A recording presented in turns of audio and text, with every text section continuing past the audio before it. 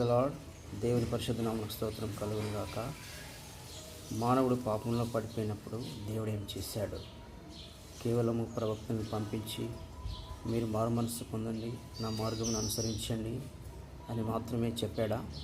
అంటే బైబిల్ ఇచ్చే సమాధానం కాదు.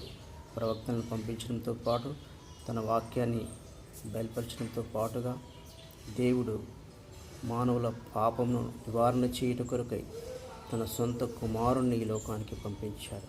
పాపానికి ప్రాయశ్చిత్తం చేశాడు. తన ప్రేమను బయలుపరిచాడు. దేవుడు కేవలం మానవుల యొక్క విధేయతను డిమాండ్ చేయడం మాత్రమే కాదు, కానీ ఆయన తన ప్రేమను ముందుగా మన కొరకు కనపరిచాడు. మన కొరకు తన కుమారుణ్ణి బలిగా అర్పించాడు. తన ప్రేమ చేత మనల్ని ఆకర్షిస్తూ ఉన్నాడు. తన ప్రేమ చేత మనల్ని ఆయన పిలుస్తున్నాడు. తన ప్రేమకు ప్రతిస్పందించవలసిందిగా ఆయన మన పట్ల